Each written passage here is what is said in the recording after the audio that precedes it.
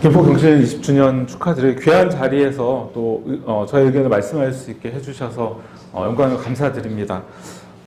사실 이제 그 센터를 김포시에 만들어서 활동했던 초기부터 활동하는 소식을 알고 있었고, 저는 이제 주로 2010년 전후해서 벌써 이제 내년이면 9회 전국동시지방선거인데 5회 전국동시지방선거 때 아시다시피 이제 친환경 무상급식이 전국적인 의제가 되었고, 거의 대부분의 후보들이 여야를 가리지 않고 당시에는 학교급식 지원센터의 설치 운영과 친환경 무상급식을 공약으로 내걸고, 지금까지 요즘에는 이제 그 표현도 유튜브에 많이 나오는데 K급식이라고 불릴 정도로 학교급식이라고 하는 것에 상당히 세계적인 선구적인 사례로 국제적으로도 인정을 받고 있습니다. 저도 연구자로서 한국의 학교급식을 연구하러 온 외국의 연구자들과 간담회라든지 여러 가지 과정도 지난 몇 년간 이제 거치기도 했고요. 그때 당시 김포시가 경기도에서도 상당히 선도적으로 활동을 시작을 하셨고, 센터 활동을 시작을 하셨고, 그 당시에는 이제 컨트롤형이라고 불렀었던 물류 기능은 없지만 학교급식의 정책과 실행을 담당을 하면서 주요 이해관계 집단인 생산자와 학부모, 학교, 또 학생들에 대한 여러 가지 교육 같은 부분까지 포괄하는 그런 컨트롤형 센터를 시작을 해서 상당히 경기도에서 큰 시사점을 남겼었고, 그렇지만 이제 이따가 김규태 대표님께서 말씀하시겠지만 지금 시점에서 보자면 상당히 긴 시간이 흘렀음에도 불구하고 아직도 학교급식에 대해서 논의하고 있는 안타까운 상황입니다. 다른 지역들이 김포시의 여건들을 따라잡고 먹거리 통합지원센터를 만들고 공공급식의 영역으로 이미 확장을 한 현 시점에 다시금 김포시에서는 학교급식의 체계가 퇴행하고 있다는 그런 진단을 할 수밖에 없는 이런 부분에 대해서 저는 이제 김포시에 대해서는 토론자분들께서 많이 이야기를 해주실 거기 때문에 좀 전국적인 맥락과 국제적으로도 이런 정책들이 어떤 의미를 갖고 있는지를 좀 말씀을 드리려고 합니다. 일단 오해를 피하기 위해서 말씀을 드리면, 저는 전국 먹거리연대 정책위원장을 하고 실질적으로 최근 한 2년 정도는 특정 정당에서도 먹거리 정책을 담당을 하고 있습니다. 농업 먹거리 정책을 담당을 하고 있는데, 사실은 이 문제는 정당의 문제와 상관없이 우리 시민들, 국민들 전체의 밥상과 건강에 대한 문제입니다. 그래서 말씀드리면 꼭 어떤 정당이 하고 있는 곳이라서 안 되거나 그런 것이 아니고, 지금은 여당이 된 정당도 단지 선거 때 나를 지지하지 않았다는 이유로 시장 군수가 돼서 잘 되고 있는 학교급식과 먹거리 정책을 망치기도 합니다. 그런 문제들은 전 이제 삼국사에서 되게 심각한 정치적 문제라고 생각이 들고, 다 아시겠지만 친환경 무상급식 때도 똑같았거든요. 이미 무상급식을 전국적으로 확대했는데 굳이 그것에 딴지를 걸면서 나는 거기다 예산을 쓰지 않겠다라고 하는 광역 지자체장이 그때도 나타났었고, 그래서 그 지역의 학부모님들은 학교 운동장에 가서 소뚜껑을 두들기면서 대체 우리 아이들의 밥상을 왜 정치적인 문제로 비화시키느냐라는 비판을 이미 그때도 했었습니다. 지금 김포시에서 나타나는 상황도 사실은 정치적인 색깔을 빼고 보면 정말로 학교급식을 통해서 학교와 학생들, 학부모, 그리고 생산자들이 어떻게 좋은 식탁을 만들어가는 과정에서 나의 사회적인, 경제적인, 그리고 환경적인 부분에서의 나의 위치에서 역할을 할 것인가를 논의하면 되는데, 그 문제를 갑자기 정치적인 문제로 바꿔서 정치적인 유불리를 따지는 상황이 됐기 때문에 이런 상황이 이제 만들어졌다라고 저는 이제 판단을 합니다. 그래서 이제 아까 말씀드린 것처럼 이건 이제 김규태 대표님께서 말씀하시고 또 김소희 은행이 또 대표님께서 또 말씀해 주실 거기 때문에 이런 상황을 이제 간단하게 말씀드리면, 최근에 갈등들에서 이제 나오는 이야기는 학교급식 체계, 지금은 먹거리 정책에서 역시 마찬가지입니다. 여기 나오는 효율성과 선택권이라고 하는 논쟁은 이미 초기부터 지겹게 반복되어 왔던 논쟁이고 지금 학교급식이 잘 되는 지역에서 또 다른 공공급식이나 먹거리 돌봄이나 확장되고 있는 먹거리 정책에서 똑같이 반복되고 있습니다. 그래서 그 맥락에 대해서 이제 말씀을 드리자면, 네, 이건 제가 가고요. 그래서, 학교급식을 경쟁으로 하는 게 가장 효율적이다. 즉, 그 경쟁은 누구한테 경쟁하라고 하는 거냐? 바로 식재료를 생산하고 공급하는, 농축산물을 생산하는 농민들, 그걸 중간에서 공급하게 되는 이 업체들, 혹은 어떤 경우, 많은 경우에 아까 말씀드렸듯이 2010년도에 가장 큰 성과 중에 하나는 학교급식 지원센터를 전국적으로 확대했다는 것입니다. 그래서 지금 현 시점에서 보면 먹거리 통합지원센터를 포괄하면 이미 한 전국에 120개에서 130개의 기초지자체 센터가 운영되고 있습니다. 이제 제가 최근 수치는 확인해보지 않아서 가장 3년 전에 확인했을 때 이제 120개가 전국적으로 센터 운영이 확인이 됐었고요. 이 과정에서 센터들이 주로는 이미 공공성을 지자체로부터 인정을 받고 그 센터가 꼭 지자체가 직영하는 센터만 공공성이 있다고 인정하진 않습니다. 지자체가 예산을 만들고 그 운영을 민간의 사회적 경제 조직이나 혹은 농협이나 이런 법인들이 하더라도 그 운영을 실제로 공공성 있게 할 수가 있습니다. 어쨌든 그런 주체들이 공급을 할 때 이번 경기도의 사태에서와 같이 잘 운영이 되는데 어느 순간 그 얘기를 다시 꺼냅니다. 한 군데만 공급하면 독점이다. 그래서 이것이 효율성이 떨어지고 가격이 높다라고 하는, 근데 그럼 가격이 높다는 근거를 제시해봐라 하고 하면 분명히 제시를 못합니다. 왜냐? 그 이유 때문에 가격이 높기 때문에 문제 제기를 한 게 아니기 때문이죠. 이 체계가 불편하고 혹은 특정 집단에게는 내가 식재료를 공급하는 나와 관계된 업체나 혹은 내가 정치적인 입지를 좀 더 키우는 데 있어서 나를 지지하는 그런 세력이 식재료를 공급할 수 있게 해줘야 되는데 그러한 것들을 못하게 하는 현재의 체계에 불만이 있어서 효율성 문제를 꺼내고 선택권의 문제를 꺼내게 됩니다. 이제 이것은 먹거리 통합지원센터로 이미 확장이 돼서 성공적으로 운영하고 있는 다른 지역에서도 똑같은 방식으로 문제 제기가 되고 확산이 됩니다. 이제 최근의 일례를 말씀드리면 이제 옥천살림이라고 하는 생산자와 지역 소비자들이 함께 만들어 이종협동조합을 만들어서 지역에서의 로컬푸드를 아주 성공적으로 만들고 직매장 여러 사업을 확장했던 옥천군에서도 비슷한 문제가 발생을 했습니다. 정당은 여기랑 다르지만 결국은 정치적인 이유로 그 센터가 역할을 매우 잘해왔음에도 불구하고 정치적인 이유로 왜 한 군데만 공급해? 한 군데만 공급하니까 독점 아니야? 이런 논리를 가지고 문제 제기를 해서 결국은 선택권 문제라고 하는 그런 제기를 하는데 결국은 여기에도 나오지만 선택권을 업체를 선택할 권리라는 것으로 오용해서 사람들에게 설득을 합니다.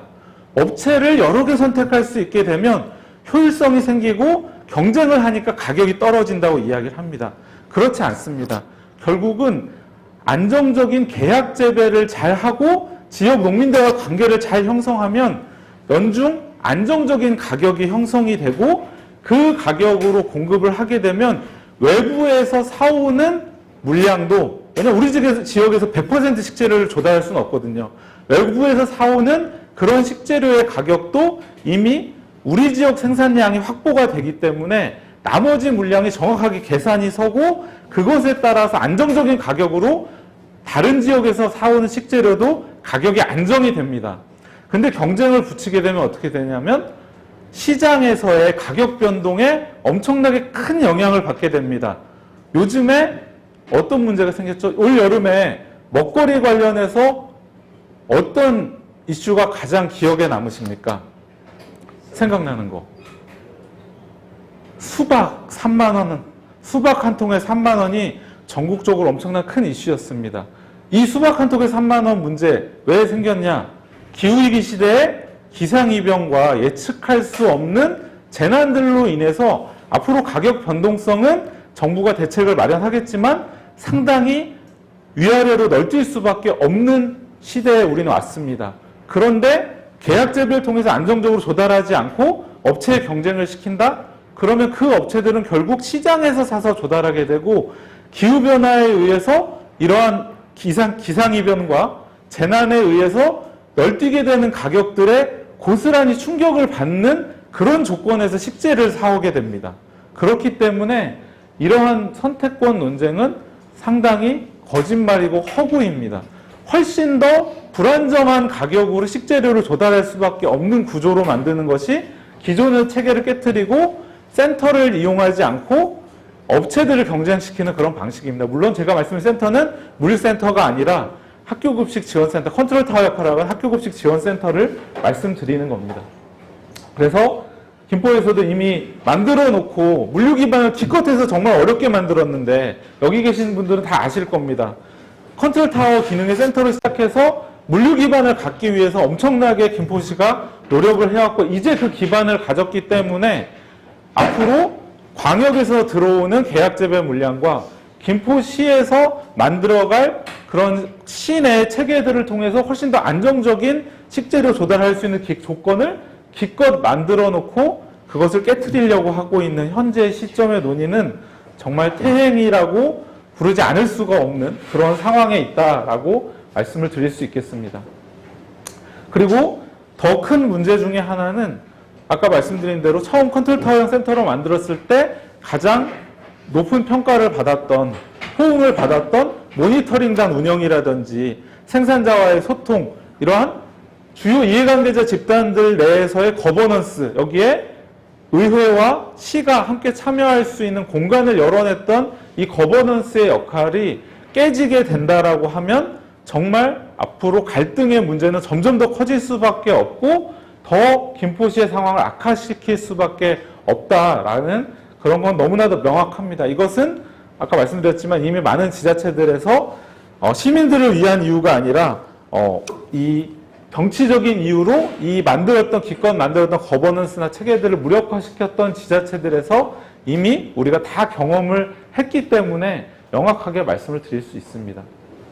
그래서 이제 남은 시간은 제가 이제 좀 더 현 시점에서 학교급식을 이야기하고 있지만 좀 더 큰 지역 먹거리 정책과 더 나아가서 사회적으로 먹거리를 보장하는 정책이 최근에 우리나라 전국적인 상황을 봤을 때 또 국제적인 상황을 봤을 때 어느 정도까지 확장되고 있는지를 좀 말씀을 드리려고 합니다. 그런 면에서 김포시가 오히려 일찍 시작했는데 뒤처져 버린 현재 상황에서 오히려 훨씬 더 공격적으로 내년 지방선거를 통해서 정치의 문제가 아니라 시민들의 먹거리의 문제로 이 공약과 정책들이 모든 후보들에게 공통적으로 제기되고 어떤 시장이 당선이 되든 실행해내는 방향으로 가는 그런 길을 택해서 다시 도약을 해야 되지 않는가, 이런 부분을 그런 사례들을 통해서 이제 말씀을 드리려고 합니다.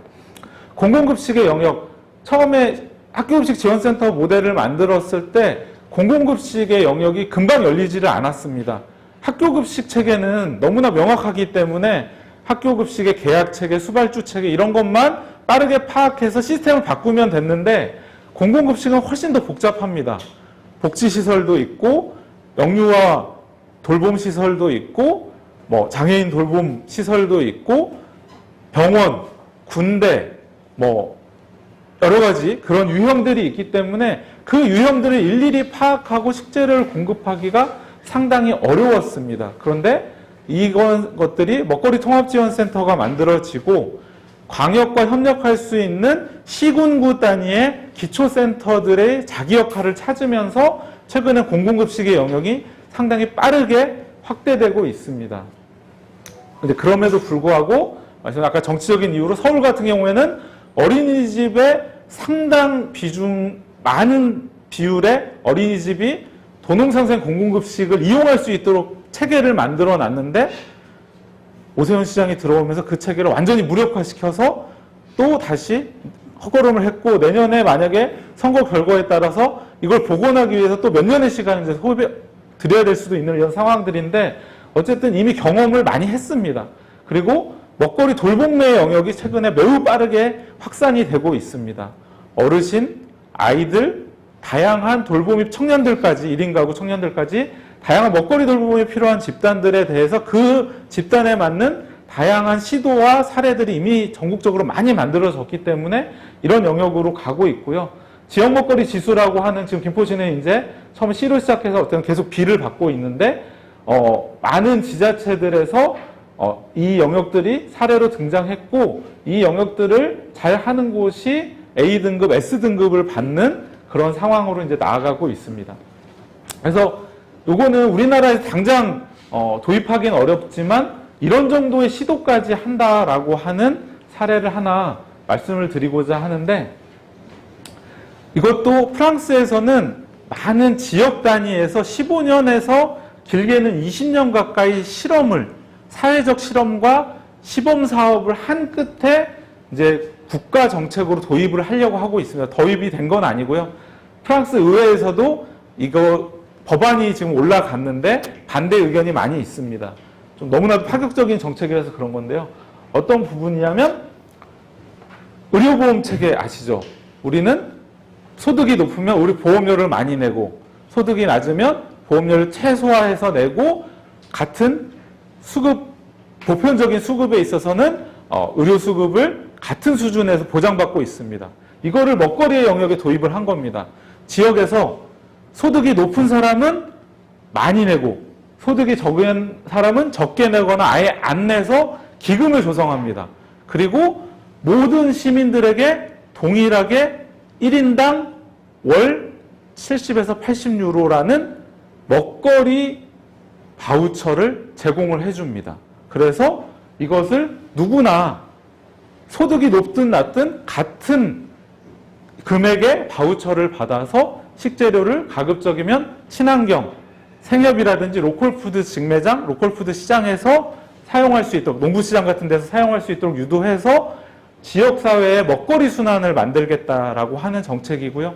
이 프랑스의 많은 지역에서 이런 실험을 통해서 성공을 했습니다. 어떤 지역은 기금만으로 운영하기도 하고 어떤 지역은 이 기금에 지자체가 더 예산을 더 넣어가지고 하기도 하고 이런 것을 지금 프랑스 의회에서는 그럼 이제 실험선이 성공했으니까 국가 차원에서 의료보험 마찬가지로 이 먹거리 바우처를 모든 국민들에게 제공하자라고 하는 법률안이 올라가 있는데 당연하게도 반대도 많습니다. 우리가 친환경 무상급식 때 겪었던 것처럼 왜 이건희 회장의 손주에게 무상급식을 줘야 되냐 이런 논리는 여전히 많은 곳에서 제기가 되고요.